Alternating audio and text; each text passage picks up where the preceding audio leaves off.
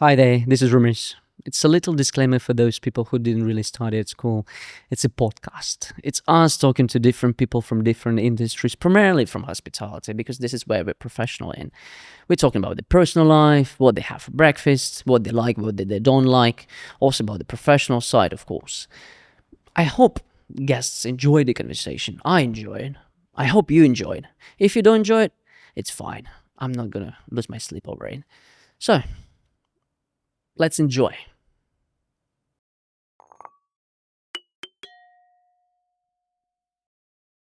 Do you know this guy?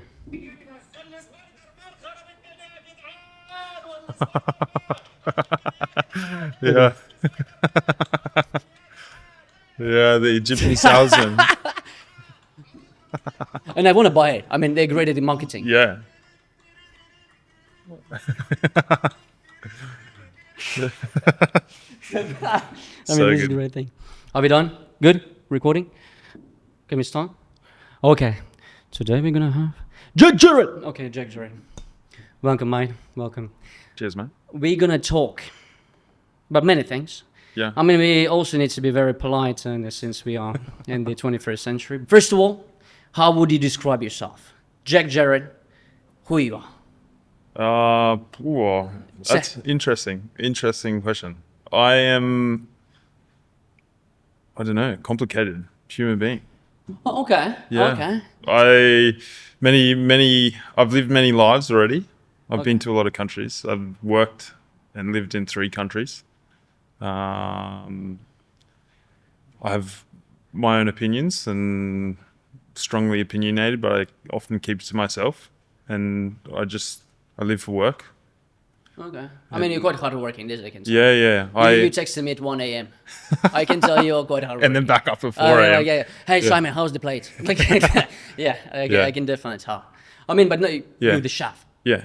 Yeah. So this is your I say I'm a very neutral person though. Like after living in the UK, my eyes opened like immediately, and then I traveled from when I was a really young age. So I'm very politically and personally and culturally neutral person. I'm very open to everyone else's opinion and stuff like this. But as I've become more of a professional, I have very strong opinions about what I do for work. Okay. Me too. But it's the best way to be, because then you have to criticize an everything. opinion in these Otherwise, days. if you want to be the best at something, then not anything slides. What So, I've heard recently, I'm going to be saying this. yeah. If you orchestra the audience, you need to turn your back on them, you know. Oh, that's a good one. I've heard it in one of the reels Yeah. or podcast, I think. I mean, but this is the way to be. Yeah, of course. But before you came to Dubai, let's start your journey before Dubai. Now you're in Mandarin. Yep. Now you're Mandarin Oriental Hotel. This is completely new page of your book, Yeah. let's say. Enormous. But before Dubai, where did you go? Where you've been to? So, well, I left when I was 25. I left Australia, and I was in London for almost 7 years. And that was kind of an eye-opener. It was a career solidifier. Like I 100% was committed by the time I left London to be the chef and the best chef I could be. So I was living in London. I worked in 3 different places. I worked for Gordon Ramsay. I worked for a very famous steak company called Gaucho, and then their sister brand called M Restaurants. Can we talk about Gordon Ramsay? Yeah. Are you gonna badmouth about Gordon Ramsay, or we say polite? Oh, I Gordon. mean, I'm actually interested. I don't know anything about Yeah. the Gordon Ramsay background in terms Yeah. of like how to work for him, what's going on in the kitchen. I have no idea. Like Gordon Ramsay is now an institution, and I think always was, but now an institution on a global scale. I think if you work in a Gordon Ramsay restaurant, if I see that as a chef that's going to employ someone, I know the way they're going to work.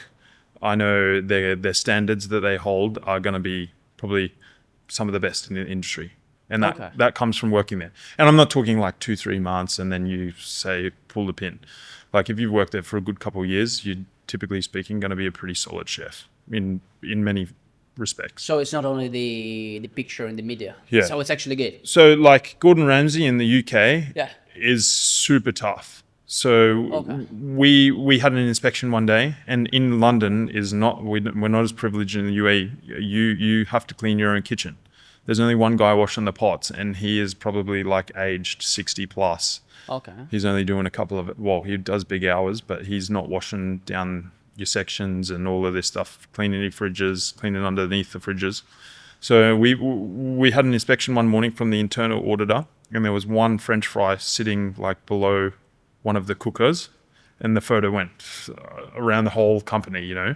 And then at that stage, it's already game over. We had daily inspections for like 2 weeks. 7 a.m. she would be in the kitchen. Because of this thing. So Yeah. basically they start coming more and more often. Okay. Well, she'd come 7 a.m. It was a top priority to make sure that the kitchen was flawless, because Gordon Ramsay's intellectual property is so strong. You can't damage the brand. He's built a career on pulling apart people's kitchens and saying this is a disgrace. And basically that's when then it happened to him. Yeah, if it But happens did to it go him. into the public actually, or is not right now? No. Well, there was a French fry, you know, so there wasn't. Okay, we're not this is killing any anyone. information right now in Yeah. the market. Okay, there is a French fry in the Gordon Ramsay restaurant there. Okay. So, but that's the level that Gordon Ramsay, all of his outlets, whether it's burgers and pizza, right up to his 3-star, is operating at. Okay. It's no joke. It's no joke. So it's a tough thing. It was really tough, and I wasn't working in any of his ultra luxury, like his 3 stars or anything like that. So I was in the mid tier, a grill based restaurant. The food was definitely like great and always top quality.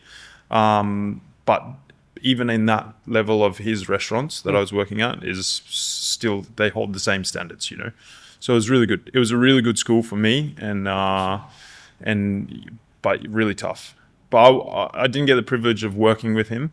Okay, so he's not coming like one of those. He's beyond that now. He's so casual. He's so cool. He's coming inside and just talking. He's not. He's holding himself like, hey, I'm Gordon Ramsay. He is Gordon Ramsay. Like he's not he's coming down one to of the. I think James Pacheros mentioned the other day. He's one of the Holy Trinity of modern day food. Like he changed what we consider as restaurant experiences and chefs that we know today. Okay. He's one of them. Who is the other two? So you have who else? I think he's mentioned Anthony Bourdain and Marco Pierre White. Yeah, or maybe not Anthony Bourdain, but yeah. But I mean, he's still there. Yeah, but of how course. long you've been working for him? Like not for him, but for the Gordon Ramsay. For Gordon Ramsay, like a year and a half, and Okay. then I had a big life choice. You know, I wanted to pursue ultra fine dining, but my partner at the time was Not much happy about it. Well, she already thought I worked a lot of hours, and her assumption was I'd even work even more, and it's really tough, like working ultra fine dining. Did you food give up your career because of the? No, I didn't, but I just No. We pursued need to something say else. this. We need to say. Jack Jarrott gave up the career because. Almost. Oh yeah. Okay. COVID changed that, by the way. Okay. I was a mess. Okay. I mean, I can imagine. Where were you? Where were you? In London. So we London, were. I think the longest stint we were locked inside was like 3.5 months. Okay. And me being a chef that was starting at 10 a.m. and finishing at 11, 12 p.m. every day for years and years, I went bananas. Okay. You're stuck inside. I need to move around. I need to do something. And so basically, in London, in the UK experience, you worked on like for Gordon Ramsay, or you were moving around? No. So I worked in 3 of his outlets. Yeah. All maize grills, and then I opened what is now called Bar and Grill. Yeah. And that was kind of the nail and coffin for me. I'd had enough. Like Okay. it was too simple for me, and I didn't see myself growing within the brand. I wanted to kind of pursue more really raw fire cooking, and I went to work for a restaurant that cooked majority of the stuff in the fire. So you went more to the, I guess, meat. Yeah, well, not necessarily. Like there are a lot of vegetable dishes, and then we were doing a lot of mise en place on the You're not grill. vegetarian, right? No, Okay. absolutely not. Just to who knows? Who knows? I mean, I know chefs who are actually cooking amazing meat and beef, but they are vegetarian. I've heard it. I couldn't do it. I don't know that, but I've heard it. Yeah. I can't justify it. Okay. I don't think it's natural. Yeah. It's. This is one of the things. This is one of the things I'm very strongly opinionated about. Okay. Yeah, I agree. I agree with that. And after the UK, you moved to Dubai, I guess. Dubai. UAE. Yep. Dubai was the first stop. Dubai. So I actually lost the ability to live in the UK. Yeah. Because something happened with my visa. So You it need was a visa there. Is it yeah, straight? well, at the I time. mean, you need to. Yeah. Yeah. I mean, So I made a mistake on my application, and then I basically had to tell work, and I had to stop working immediately. Like I walked out of the job, and me and my partner at the time, we were like, well, what to do, where to move. The decisions are very limited.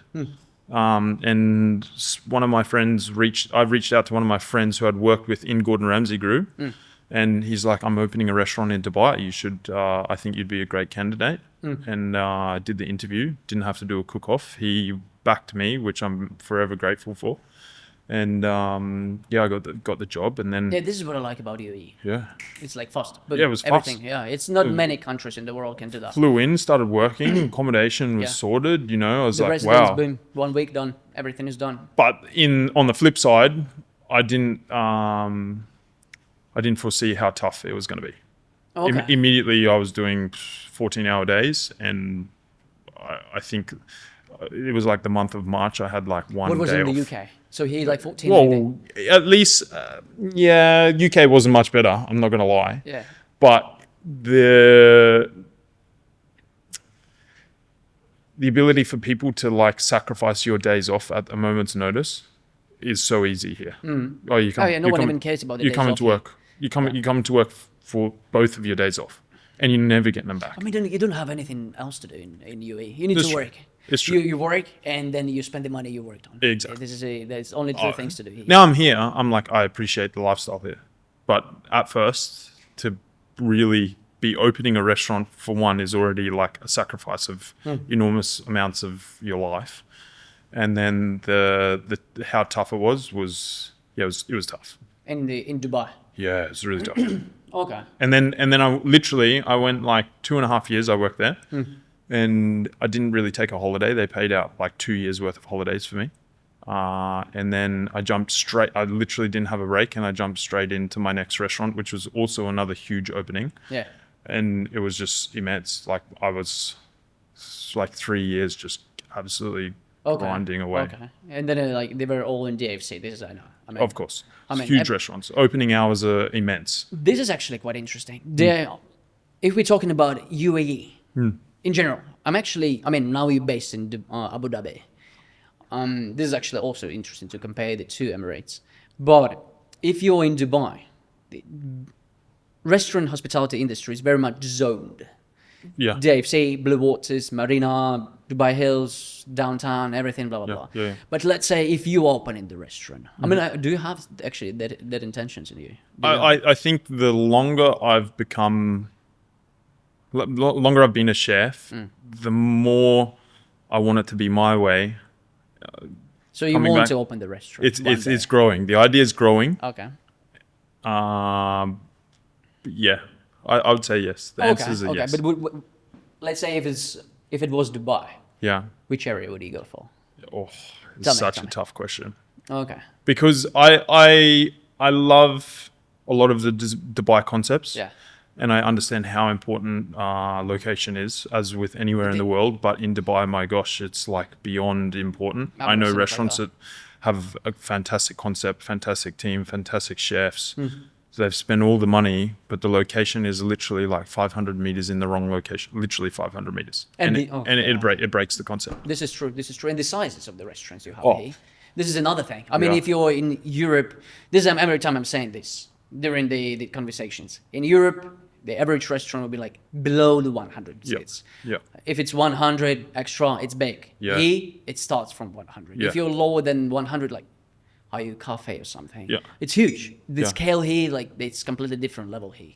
This is what every time I'm saying. But now you moved. I mean, you've worked in the restaurants before. You worked in the restaurant hospitality industries. Now you moved to. Is it your first experience right now? In a hotel. In the hotel. Yeah. How do you feel?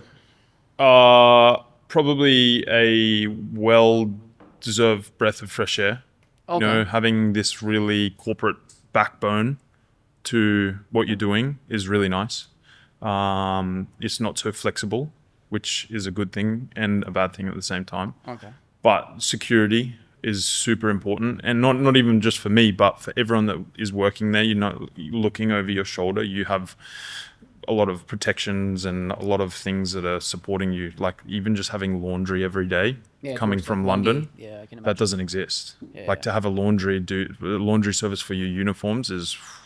So I don't have a chef that's coming to work with an apron that's a day old, or his chef jackets has been crumpled up in his bag. Like, yeah, it's a machine. It's really a well-oiled machine, exactly. But you've said it's more calm now. Definitely. Like, but is it because you moved to Abu Dhabi, or is it actually because you moved to I'm trying to figure that out actually, because from my understanding, hotels won't destroy people. Like they're very conscious of the fact that you can't be working too many hours because ultimately someone has to pay. Like every hotel is the same. The second you walk in the door, you're on the clock. It's not like a restaurant where there's no one checking your check-in, check-out times, and 14-hour, 16-hour days, 7 days a week is like a gray zone. So that kind of stuff doesn't, of course it happens. And it happens to me as well. When it's time to run, you run. But when it's time to like take off the accelerator a little bit, it's a bit, it's very different. But the team is much bigger, I guess. I mean, the team is much bigger there than any restaurant. Of course, like and to be able to make a phone call and have 5 chefs just standing there ready to give you a hand from wherever around the hotel is a massive like weight off your back. Where if you know in a restaurant there's 3 people sick, 2 on holiday, and you've got a massive function, or the bookings just explode out of nowhere, there's no one coming to help you. And you have to die. And that's where the 14, 16-hour shifts come from. Because I guess. This is another thing. I mean, everyone, many companies I know work until 4 a.m., 3 a.m., retail, hospitality, although the restaurant closes at 11, everyone living at home like 3, 2. This is okay. This is completely normal. Yeah. You can imagine this doing in Australia. No, 5 p.m., sorry. Yeah. I'm gone. Yeah. I remember the first time I came to Australia. I'm telling you this story every time. I came to Australia the first day I wanted to have a coffee at 12 p.m. No, sorry. We're closed. 12 p.m. What's happening with you? You could do so much money if you actually just do the coffee at least until 3 p.m. Well, they can't afford to pay the people. The wages, is another thing. In the social part of the country, this is true. But did your background with Gordon Ramsay or international, did you work in Australia as a chef? I worked in Australia in hospitality. From 17, I was working in hospitality. Oh, okay. My first job was collecting glasses and cleaning and stocking fridges in one of the biggest pubs in Australia at the time. And then I progressed to like bartender, cocktail bartender, speed bartender, all of this kind of stuff. And I worked everywhere from massive big pub to a really fancy cocktail bar to like an enormous nightclub to a kind of cocktail lounge. Like I did everything. And then chefing was as I moved into the UK. So when are you going to write your book? Are you going to do your book? Are you going to write your my book? memoirs? Yeah, you're going to do like, I started from the bottom, now we're here. I mean, are you going to do that? Why not? Let's see. That's a good name. It's still Jack going. Jarrott. I mean, this is a great name there. I'm always telling you this. Jack Jarrott is the brand itself. I mean, this is a cool thing. Yeah. But did your experience in the UK help you in Dubai? Not at all. No. Well, much. Okay. I don't think I could do UAE without UK.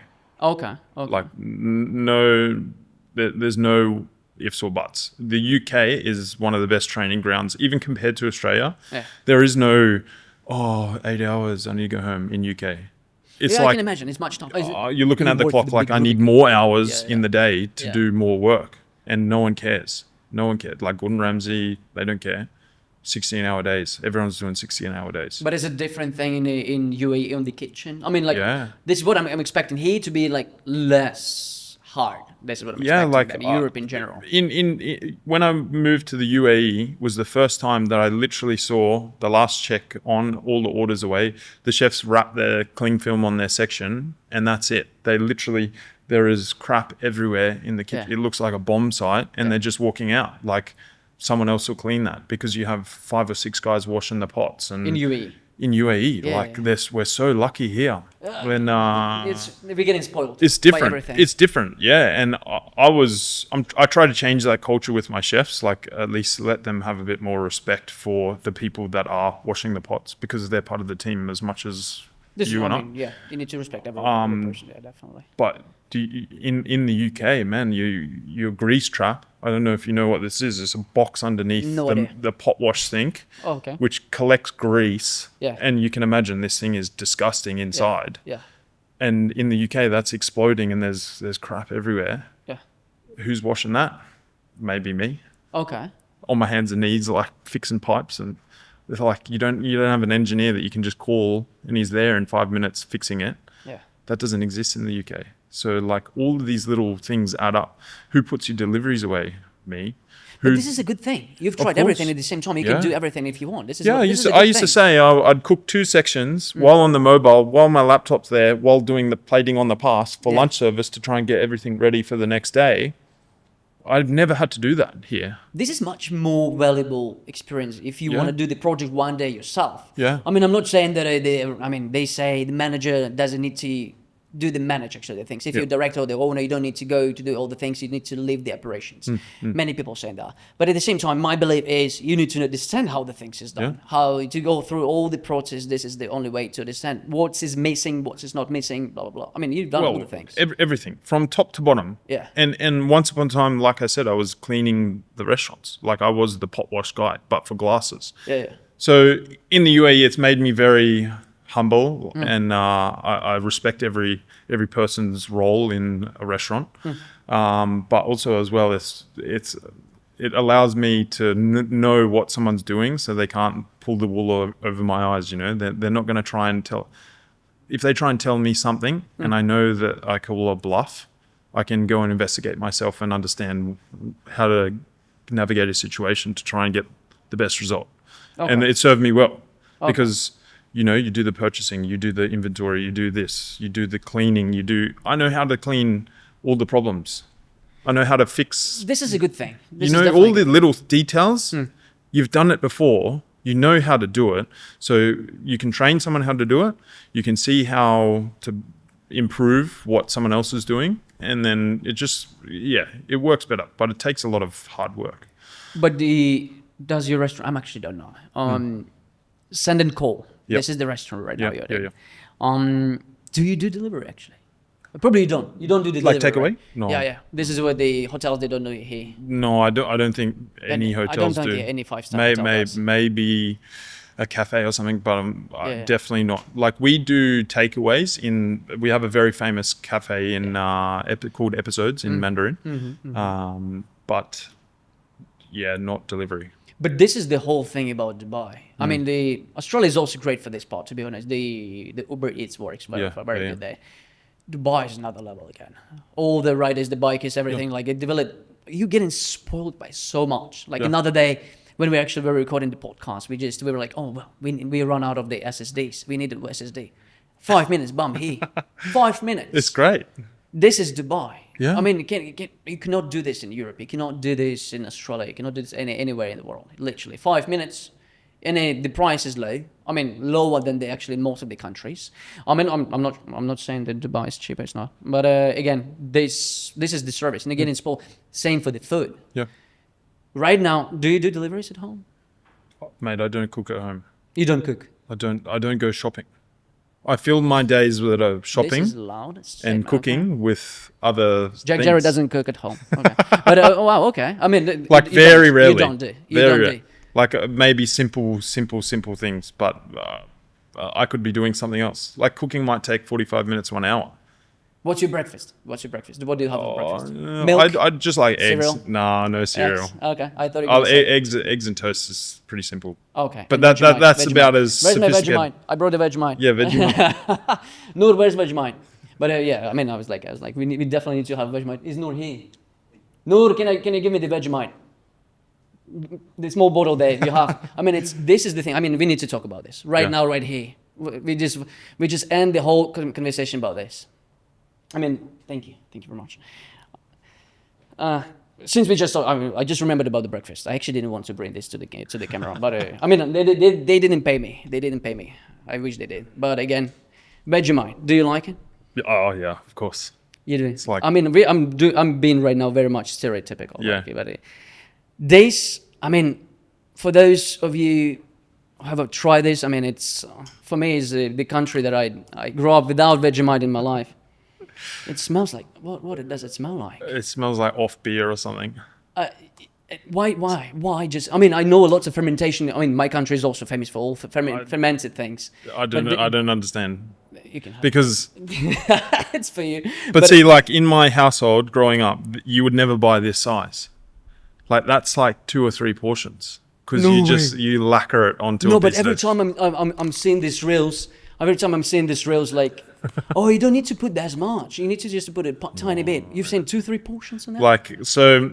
If you just have this with toast, you put at least a tablespoon worth of butter and a tablespoon worth of Vegemite on one piece of toast. Yeah, it's huge. I mean, it's a great vitamins. They say it says the B vitamins and things, but I mean, I don't know how many vitamins are in they there. didn't pay me. This is what I'm saying. But you don't cook at home. You don't do Very Vegemite. Do you actually do Vegemite in Dubai, in UAE still? Do you buy it? No, I don't buy it. No. It's not something that I eat. Like, but if it's there, of course I'm gonna eat it and I'll enjoy it. Okay. I mean, it was just interesting because I mean, I would not buy that. It's very Australian though. Very Australian. I mean, this is why I brought it. I had to be like, and the next step, next step, I'm gonna say about kangaroos and all the things. Yeah. But you don't cook at home. You do deliveries, I guess. Then. Yeah. Or you still go out. Yeah, I always try and at least once a week we'll try a new restaurant or go and eat out because I think the dining experience is super important for what I do. You know, I'm beyond the point where my focus is solely just on the food and the cooking. It's about the experience for the guest. Okay. And I like to taste and sample all the different things that are happening in the area to compare and just take ideas from other people. It's the easiest way to improve what you're doing in your own restaurant. So yeah, like anywhere from super casual, right? Like even a burger and chips up to fine dining. Do you say chips or French fries? Chips. I mean, yeah, it makes sense. Chips are, in Australia, it's chips for everything. I know. Yeah. Chips. Yeah, I know. When I moved to the UK, I was like, "Can I get some chips?" And people are like, "What? Like what chips?" Crisps. Crisps. Right? Yeah, crisps. Right, crisps. Yeah. And it took me 5 years to figure out that I have to say crisps for chips in a bag, or chips for. I mean, at the same hot time, I mean, chips. it makes sense why they use this. I mean, Yeah. in this way, Australians. I mean, this is Yeah, but chalky, like Maccas, everything is shortened. Yeah, but you don't go into McDonald's, for example, and say, You say "Can I McDonald's? get Or not, or Maccas. Maccas depends. It depends who I'm speaking to. Okay. But I don't walk into McDonald's and say, "Can I get some?" Like if you go into McDonald's, and you say, "Can I get some chips?" They know what you're talking about. It's situational. Yeah, but yeah. if you go to like the grocery store and say, "Where are your chips?" They're, I don't know. It just. What's your take on Maccas actually? What like on McDonald's? What's your like? You are chef at Sun and Cole. Mandarin Oriental. What's your take on McDonald's? I think McDonald's is the best example we have in the world of a perfect restaurant experience. We're gonna cut all the things and say McDonald's is the perfect, best restaurant. Yeah, but like they have a team of people that are just engineering the flavor to absolutely nail every bite. Okay. Also, a huge thing, I even do it in my briefings, is explain to people, one of the reasons why McDonald's is so popular, even though the food is Standard. is on a whole pretty standard, crap, is because it comes to you in less than 5 minutes. Doesn't matter what you order. Even if you order 20 burgers, it's like 5 minutes. 5 minutes, exactly. And the food is in your mouth. Food tastes better when it comes faster. Because you're hungry, you order, you want to eat right now. Why are candy bars so popular? Because you literally, maybe even in the shop, are eating it. You're like, that was so good. That makes sense, actually. It's instantaneous when you're food. Hungry. Yeah. So I say to my chefs, I say, McDonald's is so successful because the food is there in an instant. Restaurants, we should treat it exactly the same way. If the guest is waiting 20, 30, 40 minutes because you're slow, the food's going to taste bad. I disagree. Okay, but every time the Maccas and the whole service here in Dubai, I mean, I got spoiled not only with the deliveries and all the things. Yeah. The time the food comes to you, also super quick. Michelin restaurant, any type of Japanese, Italian, whatever you're going for, 10 minutes. Yeah. 15 minutes. You don't sit and just wait for like 40 minutes, 30 minutes. Is Gordon Ramsay, I mean, not Gordon Ramsay, let's say UK experience. Is it also as fast? I guess it is. I think delivery. To the table, I'm saying. Oh. To the table. But because Yeah, it's like an international standard, you know. Okay. Starters is like 7-8 minutes. Mains is 15. If you order straight mains, some restaurants say like 20 minutes, like if there's no starters or anything. Yeah.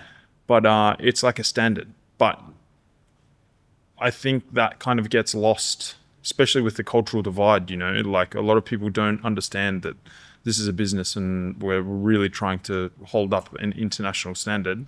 So like when I become very intimidating to my chefs when I say, where's the food? Like, and I'll go walk up to them and be like, just give me the food. Okay. So as a guest?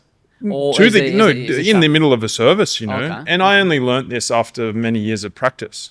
Probably my experience in my Because you know most what's previous missing, what's not restaurant. missing. Yeah. You Paul in the guild, like he taught me how important that speed is. Like the speed of service makes people assume that the food is better. You're playing psychological warfare with the people. If they have to wait and they have time to look around, they have time to think about what they're eating. Where if it's straight in front of them, it's like, wow. Okay. I can start eating, can start moving my hands, I can start... Because this is what I've noticed about Dubai. I mean, maybe I'm just a bit exaggerating about Dubai, but this is what it feels like. I mean, first of all, service here, on one hand, it's good, but another hand, no, let's say like that. On one hand, it's something always there is missing, but you cannot complain about the speed. Yeah. Here, the speed is very good. something. Yeah. Because whatever the service is, whatever the dirty the plates, whatever, it's fast. Yeah. It's fast. They always very service oriented, very service. Because this is what I always say. Also, Europe is not sometimes not whole Europe, but I mean particularly France. They're not driven by guests. That's what I feel sometimes. Here, everything comes from the guests first. Yeah, of course. But in Europe, we are the restaurant. We are the chefs. We are who we are. But You need I to think respect us out first. of any country I've ever visited, hands down, the UAE is the biggest cultural boiling pot of people from the most countries I've ever lived in or even been visited. Have you been to US? I actually never been there. Not yet. Yeah. Because everyone says about the US. I mean, to be honest, Australia. Yeah. This I remember when when you walking into the pub, the bar. Majority of people are going to be not Australians. Yeah. Of course, going to be many Aussies as well. But whatever, every nation you can imagine is going to be there. Same in Dubai. This is true. If you full room, How that affects what's happening in the restaurant is like service orientated. People from some countries are much more interested in having top quality service than the food being the best they've ever had. They would prefer to have a really nice, organized service, clean, waiter knows the food, takes care of them. It might become a bit more personal than the food being like 3-star. Yeah. They're more interested in that dining experience. When their water's like half sipped, that someone's topping it up. When there's a crumb on the table, it's clean. All of these little details where you go to Australia and the service is way more casual. Like you've been there, UK people... It is true. It is much more casual. People don't want to be interrupted while they're having dinner. Like if someone comes and asks you 3 times, is everything okay? In the UK, even me being from Australia, I'm like, oh, go away. You're annoying me. Yeah, leave me alone. Here, the level, I would say, it's not casual at all. Yeah. That's what I would say. Yeah. Okay, let's move from the experience now to you being in the hotel. As you said, it's many people helping you, like your shoulder and everything. But at the same time, I guess it's much more responsibilities comes in. Yeah. I mean, for sure. You went through the selection of plates, you went through the selection, probably. Did you went through the selection of the team as well? Did you? Not quite. So in a hotel, you'll find that people have worked there for many years. So they're like immovable objects. They are part of your team. And I'm not one to also see someone's flaws and be like, well, we need to fire them straight away. We'll work hard to make sure we get the best out of them. But as people have moved or they've opened up some spaces, yes, I get to select my team. But I was given my team. I had 2 sous chefs that by the time I arrived, they'd already resigned. Okay. So none of my own doing or whatever, but I got to select my own sous chef, which was good. And then now we've got like a commis opening, so I've selected and trialed my own commis. So I have a lot of power over these kind of things. Have you already? Oh, Yeah, we've opened. Oh, you already opened. Yeah, Oh, on the first. congratulations. Yes. Congratulations. This is Crazy. nice. How's Busy. it going? Busy already. Oh, Yeah, we did a Abu Dhabi. 150 packs function on Friday night, straight off the bat.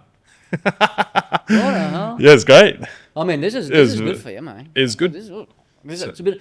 This is actually the whole thing.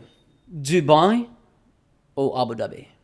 Oh, You have to say now. You have to say now, and it is official. Jack Jarrott is choosing right now. Dubai or Abu Dhabi? You know, I think once upon a time it was Dubai because I wanted to be at the cutting edge of what's happening in the area. But now I've moved to Abu Dhabi, and I see I'm more of an invest in the long term. Yeah. And I feel like UAE is my home 100%, like for the foreseeable future. You feel it, okay. Like 10 to 15 years, I want to be here and be part of what's happening. Nice. And Abu Dhabi now, with the introduction of many different things that are happening, like I really feel like it's more of a mature market, and I'm tapping into people that respect the culinary side of the food more in Abu Dhabi than they do Dubai. I mean, as you said, it's calm life there. It's Yep. much calmer. You've said Yep. it's a lower speed, let's say, the Yep. pace, whatever. But I feel, I mean, people are completely different. Yeah. From Dubai to Abu Dhabi, every time I'm coming there, every time I'm talking to the customers or the friends, whatever, it's different. Yep. And the restaurants are also different in a Yep. way. And Yep. the zoning section. Yeah. Do you have these? I actually don't. I'm not that much aware of It's the kind Abu of Dhabi. like, it's very scattered actually. It feels more organic in Abu Dhabi. It doesn't feel like this is party central. This is family restaurants like on Jumeirah Road. Then you got J1 Beach, which is just now is an absolute party Yeah. like hotspot. Yeah. And then that used to be Marina, and Marina is kind of, it feels way more organic in Abu Dhabi. So like, yes, there is big regions like Saadiyat Island and all of this. It feels like an art district, and it's really well put together, but it feels very organic. You know, you can go to the beach and then go and have a coffee in a cafe, and then go to an art gallery, and you haven't had to enter your car. So it's happening. I think it's really well put together. Yeah. And I appreciate that more. Where here it's more like, structured, yeah. It's yeah, actually where here I feel like, oh, I'm having breakfast and now I need to completely detach from breakfast, drive somewhere else, and I'm shopping, and then detach from somewhere else, and now I'm having dinner or an experience. Yeah. So that also aligns with people's experience of the food, you know? So you have to put on this new mask to be like, well, I'm going to have a fine dining dinner now. It's actually a bit more casual, I would say. I mean, Dubai is famous for being like, okay, Dom Perignon on the table, crystal, bum, bum, bum, cigar, like fire. Yeah. Abu Dhabi doesn't feel like and that. you can't go from that Yeah. to then somewhere else. It doesn't mold well together. You pick your destination, you pick the occasion, you pick how you're going to be dressed or whatever. Yeah. And the mindset of going out, and then you're committed to that for however long, if it's a night, if it's a day, a brunch, whatever. Where Abu Dhabi's like, well, I can do 3-4 things and be wearing shorts and a t-shirt in one day. It's casual. Yeah, but not, I wouldn't say casual as in like the experience is casual. I mean, it's like you can do more things without feeling like you're completely committed to like the party or the dinner or the activities. If you want to go like do some water sports or something, you know what I mean? Like it's just well put together. Are you into swimming? Is it classic or as well? I love the water. I love the water. Oh, yeah, I mean, I was a surf lifesaver in Australia, so really. Yeah. Okay, yeah. This is my question coming from. I'm not a racist, but I knew it's gonna be there. I knew it's gonna be there. Okay. The big part that I want to talk about is I know you love Japan. Yeah. I mean, I know that. I mean, myself, I'm a big fan of Japan. Yeah. I've never been there. Yeah. But I'm a big fan. Have to go. I mean, I have never watched Naruto, by the way. But again, I love Japanese tableware because I'm in the tableware business. I love the Japanese clothing, the brands, everything. I mean, there is something more about Japan. But in terms of the food, first of all, what's your type of cuisine? Let's say that. My cuisine is, I would say now I'm kind of really developing my own style. I have a lot more freedom now that I'm my own head chef boss, kind of shaping what I want in food. It's more honest food. I try not to cover things and layer them and like adulterate natural ingredients. I want ingredients to be shown for what they are. Yeah. If it's a potato dish, it tastes like potato. It's not covered in sauce, and you can taste everything that's there. I would say honest cooking is the best way to describe my cuisine. But I'm Australian, so I'm not tied to any. It's international from the beginning. Yeah. I mean, it's a mix. Yeah, It's a mix. it's already a mix, but also Australia is very health orientated, and I think we naturally get taught a lot about nutrition just from our cultural values, and I try and tie that into my food as well. So What's the life expectancy in Australia, actually? Do you know the official don't life know. expectancy? You don't know? I guess it's right. It should be around 80. we live a dangerous life over Siri, there. what's the life expectancy in Australia? Probably like 69 something. The answer I found is 85 years. Whoa! Wow! You live quite a long time there. My last country was UK, and I think their life expectancy is like not even 70 years old. No, it should be over the 70 for sure. I think France is 82. I mean, the most famous. 85, I'm actually wow. surprised. 85 shocked. years old. I'm actually shocked. I thought it's closer to Japan. Wow. This is where actually I was like, because Japan is famous for being like Yeah. long life. But okay, it's actually no. This is because healthy life. Although you've got a ozone layer thing, but right now it's recovering. But Things. Japan is the same. It's all the food they eat is honest. Exactly. It's not From what you completely know from- doused in GMO. Like all of these, like all of their veggies are like the word organic doesn't exist. It's like, well, that's just the way we Must do have. it. It's just It's just default. how they do it, and they're not eating. What I learnt most recently is like all the flavors are very subtle. Where in the UK, in Australia, like it's like more flavor. You're building this to the point where you're like each bite is like an overflow of whatever you're eating. Doesn't matter if it's just a salad. It's like it has to be completely acidic and rich, and it's not like that there. This is true. They're just eating very. It's very mutual, natural, everything. This is Natural what I seasoning. like Japan. It's very simple and Yeah. delicious. Yeah. I'm very much if I had to say my favorite cuisine, Japanese for Yeah. sure. It's number one. But you've been to Japan yourself and so on. Yeah. Do you get any inspiration from Japan itself? Absolutely. And not in the way that I want to cook Japanese food because I could never do what they do. It's another world. It's that dedication to a craft, whatever it may be. If it's culinary, if it's making knife, if it's making plates. Same with the plates, yeah. Like I'm an obsessive person, but I obsess in a different way. I can't sit at a desk until I literally crack something. I need to walk away from it and come back and walk away, and then maybe I forget about something for a couple of years or months, and then I'll come back and give it another crack. But I'm persistent, but their way of operating is literally just grind something down to the point where there's nothing left, and then you've taken the step over completion where you say, now I can do it. The Japan this is what they're famous for. They're famous for like psychopath in a good way. Yeah.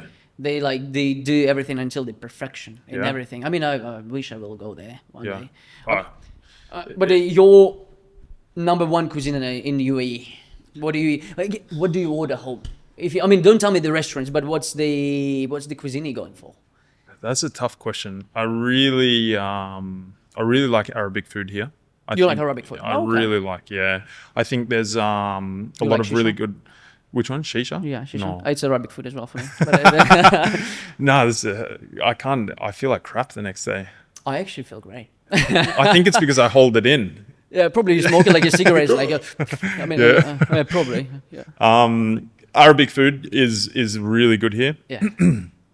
I eat a lot of Asian food, like Indian food. I think there's a lot of really good Indian restaurants here. It's quite a plenty. Really good, and things that I haven't seen before in UK or Australia or even India for that matter. I think is really good. Is really good. This is actually The rest is rolling the dice. yeah, It's same for me. tough. I'm just It's open really the, tough. the app and I'm just going for I that. don't like fusion here. I think the fusion here is just the same everywhere. Like I feel like anything fusion here, it means truffle. It means yuzu, truffle, exactly things that people don't eat in Japan. international thing. Yeah, exactly. Yeah, It's like it's those like- the Japanese, Chinese cookies. The one that everyone thinks it's Chinese, but in fact, it's American thing, Yeah, made up by America. The course. Chinese food. The whole box Chinese. Chinese food was made by America. I think. Yeah, New York. Yeah. back in The time. noodle box. Yeah. Yeah, exactly. Those things. Chinese takeaway. But yeah, no, I think the best representation of how UAE is moving is some homegrown brands that are from people around the Gulf and stuff like this, or from India. And I think that's really good. Okay. Really good. But now, I mean, I know you're connected to India to a certain point. What do you think about the cuisine? I mean, for me, it's whole uncovered whole country for me. It seems like it's going to be big coming. It is, I think it is the most advanced in terms of culinary, like in the amount of technicalities there are to the Indian cuisine is beyond fathom, like you can't comprehend. Like after now visiting India a few times and having my base understanding of what Indian cuisine is, then versus visiting it, then versus working for chefs and with chefs here in the country. You've been there recently, right? Yeah. Which We city went. We did a pop up in Oberoi Hotel in Bangalore, and in their region they cook their food a certain way, but me as someone and you as anyone who's coming from outside and taste it, you'd be like, oh, this is a bit different than what I had. Indian food in my country. Indian food, but it's the same dish, but there's a reason why they do that.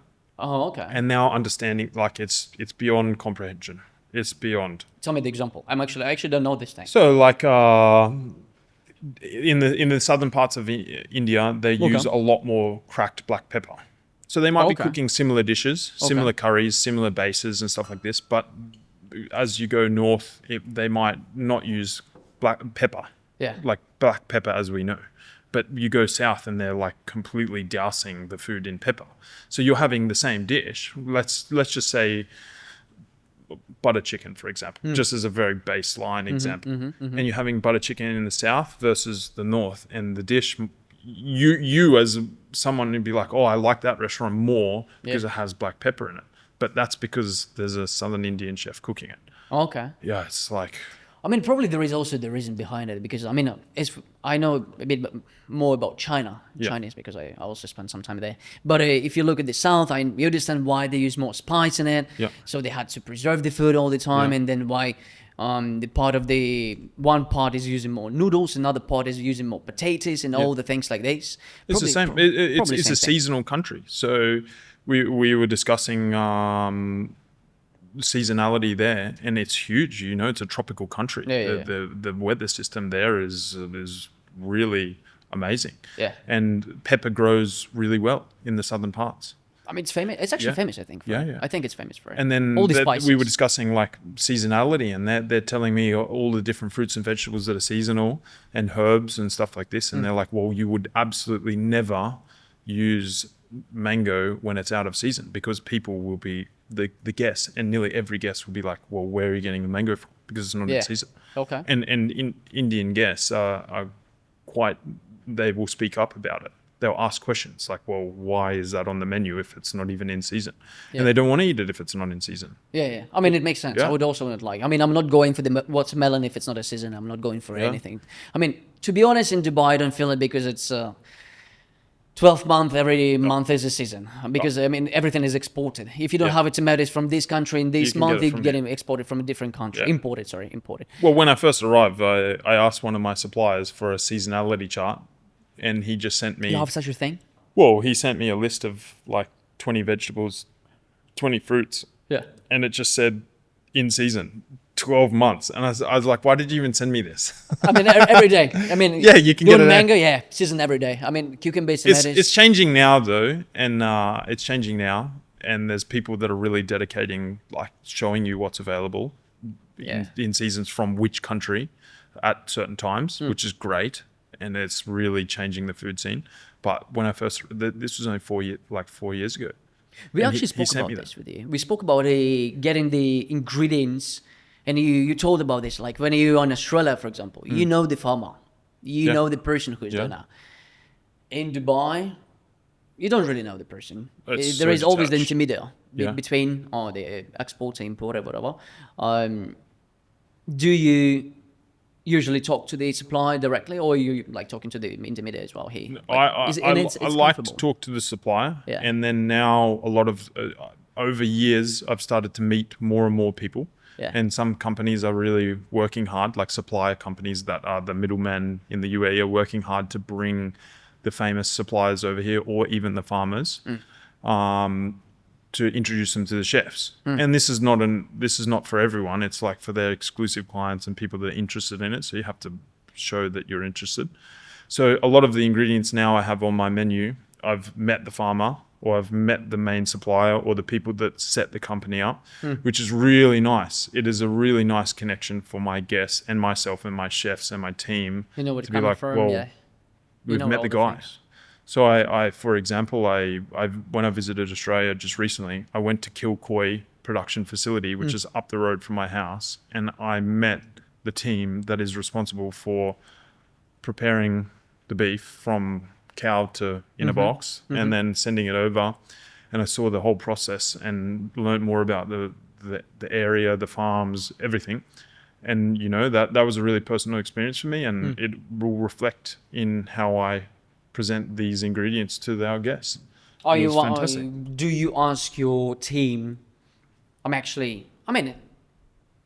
Why do you think it is important? I mean, I'm coming to the restaurant quite often, and I'm coming to the table, and waiter comes, and there is a whole story. Yeah. Now it's the whole restaurant. Every restaurant now it's all about the stories. Yeah, if of the course. food is served without the story, it's not a high-end restaurant anymore. No, it's yeah, not. I It's agree. only McDonald's now. Yeah. But you need to tell the story. But why do you think that? I mean, is it because it's getting so much fancy and rich to be natural and actually to know where it? Because I mean, 20 years ago, 30 years ago, 40 years ago, it was must-have, default. Yeah. Everyone knows where it's coming from. But right now it's flicked, and everyone needs to know the story. Okay, this comes from Australia, this comes from Japan directly, and then they told the whole story behind it. It is important, and I definitely can see people getting more investment to that. But this is what you do as well, right? You tell your team to explain all the things. Of course. I think because we live in an information age, and now we are exposed to all the good and the bad that happens in the world. And a lot of the bad things that happen is adulteration of food. Does it have pesticides? Are we eating tuna that might actually be a dolphin? Or we've killed... Yeah, serious. But Tuna that might be a dolphin. well, in Australia, we have a stamp on the tuna that says it's dolphin friendly, which means they don't use dolphin.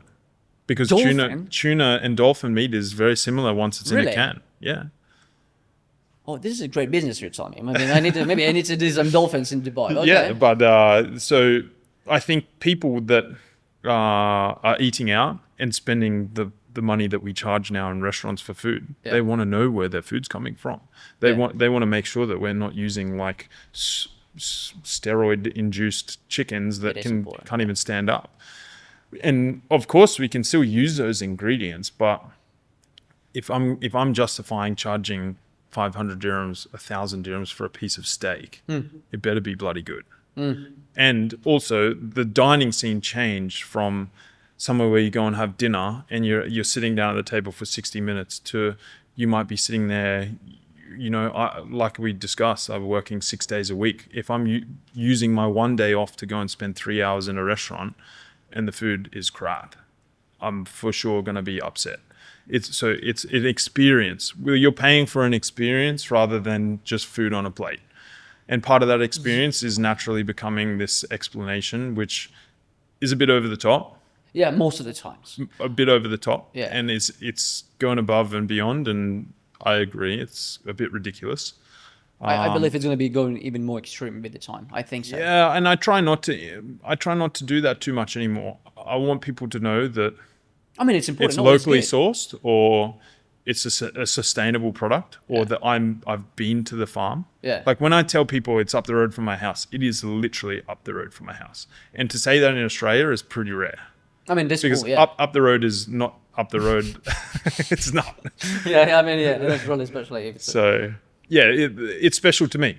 And I like to make people feel like they're sitting in my living room and I'm feeding them dinner at my house. like cozy thing. Yeah, I like that. I like that. This is where I'm actually thinking this the whole industry again. It's my take on it. I think the whole restaurant industry, after some time, let's say, I'm not sure the time is going so fast recently, but I think the restaurants that we have nowadays, it's gonna go so much niche. It's People gonna be. not gonna go to the restaurants anymore as they used to right now. Yeah. Deliveries changing the whole game. I mean, me myself, I'm doing a week. I don't know how many times I'm going to the restaurant, but let's say 2 or 3. Yep. The rest is deliveries. Deliveries all the time. Do you cook at home? No, I don't. I mean, I'm not a chef. I mean, I wish I do cereals, buckwheat. My background. I mean, I need to do buckwheat. Do you Okay. like buckwheat, by the way? Yeah, it's all right. It's a nice nutrition. Yeah. It's good. It's good. I mean, it's just good, but I grew up on it, so I have to. But this is what I'm saying. All the dining experiences like that we have, I think it's going to go very much niche, and it's like in those movies when they have very high level people sitting in the restaurants, and the rest is deliveries. Yeah. Fast, very. I mean, the food is changing. I've seen already people. I'm not talking about even the space food they have from the tubes. It's already like that, man. If you go down next to the Dubai Mall, We're in City Walk, by the way. Yeah, I like stumbled across this. Just behind the Dubai Mall, there's a bunch of buildings like near, not SLS, where like Dragonfly restaurant is. There's a back alley that kind of sits on Time out. No? No, it's away from the Dubai Mall area, Yeah. but in that kind of pocket of houses where there's a canal. Yeah. And I was picking someone up. It was maybe 7 p.m. at night, and I was driving down this road, and there was literally 300-400 Deliveroo and Talabat and all of this bikes with hundreds of people, and I thought it was like their clock in, clock out, like where they go to sign in and sign out. And then I found a park and I walked, and I was filming this wall of delivery men, and it was a ghost kitchen, a dark kitchen. So there's no tables, there's no manager, there's no chairs. It's just a kitchen with some boxes. The delivery driver gets sent a box. They open the box, take the delivery, and this thing was pumping out 200 meals every 10 minutes. Yeah. And it was pumping. So people already eating like that. But, I mean, we even can tell from the tableware world, the way the disposable echo, all the things, plates is booming. Yeah. We can just tell. You can just tell that the whole industry will be changed from the normal dining experience, and it's going to be very much niche. I mean, I think it's going to go with the same with the cars. Yeah. It's going to be the same with the cars, same with the music. Everything will be like this. The normal cars that we have, like those old-fashioned gas and the petroleum, like all the things, it's going to be probably also very much niche, collective things. Yeah. And in the future, in like all the rest is going to be electric or whatever they're going to be. I don't know. But People just want more time in their day. You know, I even bought a dryer so I don't have to hang my clothes out. Oh yeah, actually, I also might get myself from Amazon. So if you add up how much time I'm awake at home on a normal day for me, it's less than an hour. Yeah. I wake up, have a coffee, take my clothes out of the dryer, Yeah. maybe put them on a hanger. You sound like Andrew Tate right now. Yeah, exactly. Wake up, have a cigarette, push-ups, back in the game. I mean, it sounds and then like this. then I'm this is out of bar. the house. Yeah. So I don't go shopping, delivery. Yeah. I don't order food, delivery. Everything's delivery. You can even spoiled. have your I'm card spoiled. serviced. I'm spoiled. delivery. I'm spoiled. It's great. I don't. I mean, But how that's affecting our food and what we do in that industry is, for sure, it has enormous effects. People's expectations of a restaurant experience is immense versus a delivery experience is still pretty high. Food's pretty good, delivery. It is. It is top notch. Yeah. And then some of the food actually that comes to my door, and I'm like expecting, even the fish, even the sushis or whatever, Yeah. or like all the restaurants that they deliver. I was like, wow, I've never had this good in deliveries. Right now, it's developing. Yeah. I mean, okay. And it's not breaking the bank either. And it's most of the time it's actually cheaper than you go to the restaurant. I mean, at least it's in UAE, but it's not in every country. Probably Europe is gonna left is always be. It's going to be probably one big museum to go to experience like old-fashioned dining and everything, and the rest of the world is going to be like deliveries and blah blah blah blah Yeah. blah. But yeah, maybe this is what we're going to see. Okay. I mean, I think on this high note, we need to wrap it up. Yeah. Thanks, mate, for coming. Yeah. I thank wish you the best. I wish you the best in the Mandarin Oriental project. We're as well. open now, so you need to come for dinner. I mean, do you book me? Oh, it's gonna be for free. we me? have Vegemite. Vegemite. I mean, if you don't have, oh, by the way, yeah, this is yours. It's a gift, yeah. This is your, Breakfast sorted for you 2 have to- days, yeah. I mean, it's actually. I mean, it lasts like what? It lasts like forever. You can keep it, right? I'll tell you a little secret though. In Australia, it's like illegal. What happens is you're putting the butter on your bread first, Yeah. and then you dip the butter Yeah. knife into this, but you don't clean the knife, and it will like spoil. Yeah. But because tastes better. you can't put it's illegal also in Australia to put Vegemite in the fridge. Oh, this is I know. This I know. You can't put this in the fridge. Yeah, it needs to be soft. So if you're putting butter on your bread, Yeah. then you have to clean the knife, but it doesn't go off. Like this is fermented already. It's like already, this is like a nuclear. it's nuclear already bunker. naturally went bad. So it's It is- actually the bad product already. How can it go even? It can go good. then. worse. No. If it's gonna be good, like nah, I don't want a good Vegemite. Fucking hell. Thanks, Mike. Thank Yeah, you very thank much. you. Handshake. Cheers. Very official podcast. Yeah, Yeah. perfect. Thanks, man. Anytime. But no, I think You we need to, one of these things. I mean, no. We need to. I think.